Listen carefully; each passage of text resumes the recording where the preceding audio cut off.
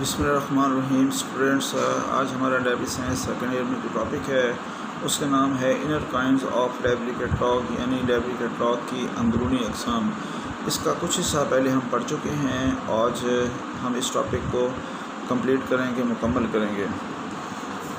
تو inner kinds of library catalogue میں جو ہم نے اقسام پہلے پڑھ لی ہیں ان کے نام تھے، پہلا تھا مصنفی کیٹلاگ یعنی مصنف کیٹلاگ، جس کو ہم انگریزی میں آتھر کیٹلاگ کہتے ہیں۔ دوسرا ہم نے پڑھا تھا اسمی کیٹلاگ، جس کو ہم کہتے ہیں نیم کیٹلاگ۔ تیسرا ہم نے پڑھا تھا فرام کیٹلاگ، جسے ہم کہتے ہیں انگریزی میں ڈکشنری کیٹلاگ۔ اور چوتھا ہم نے پڑھا تھا موضوعی کیٹلاگ یعنی سبجیکٹ کیٹلاگ۔ اور اس کے بعد پانچواں ہم نے پڑھا تھا عنوان کیٹلاگ، ٹائٹل کیٹلاگ۔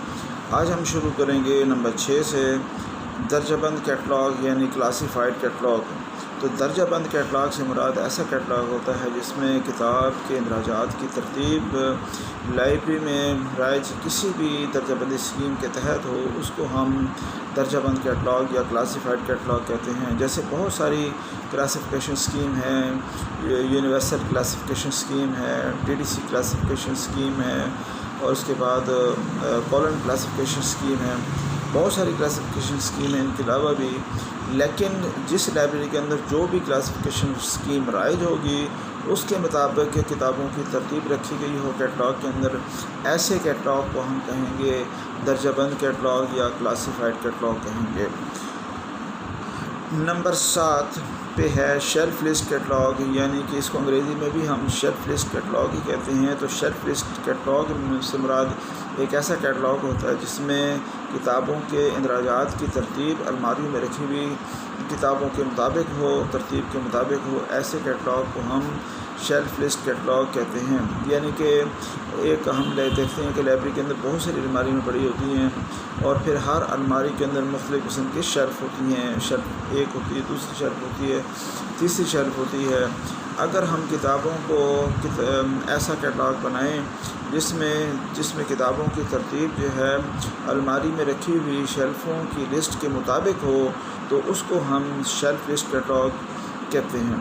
ٹھیک ہو گیا۔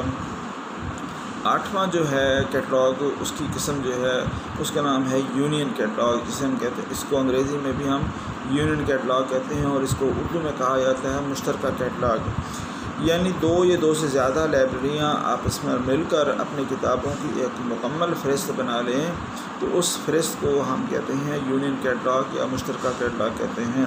مثال کے طور پر دو کالجز جو ہیں آپس میں مل جاتے ہیں، اور دونوں کالجز جو ہے اپنے اپنے لائبریری میں موجود کتابوں کی فہرست کو مشترک کر لیتے ہیں، دونوں کالج آپس میں مشترک کر لیتے ہیں۔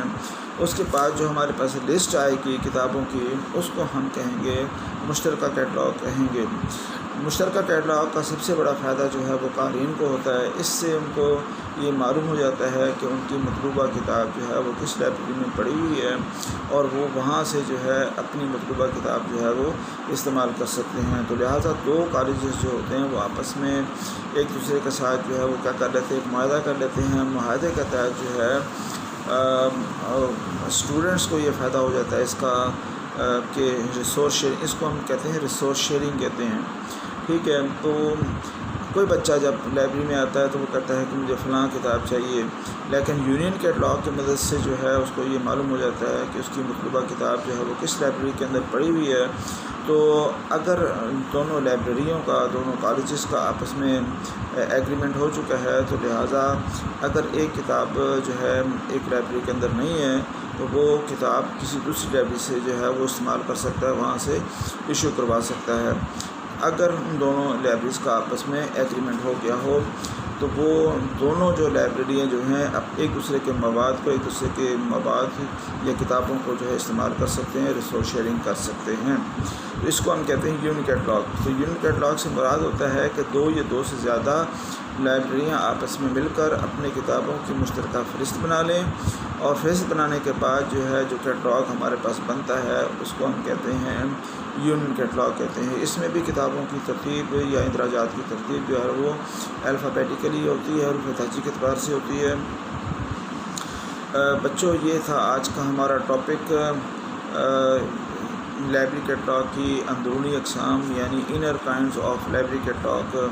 اس حوالے سے، اس ٹاپک کے حوالے سے اگر آپ کے ذہن میں کوئی سوال ہے، کوئی بات سمجھ نہ آئی ہو، تو آپ مجھ سے وہ سوال کر سکتے ہیں، پوچھ سکتے ہیں۔ اس کے علاوہ آج کے جو ہمارا جو ٹاپک ہوگا یہ واٹس ایپ پر بھی موجود ہوگا، اور اس کی اسکرین شاٹ جو ہے وہ بھی واٹس ایپ پر موجود ہوگی۔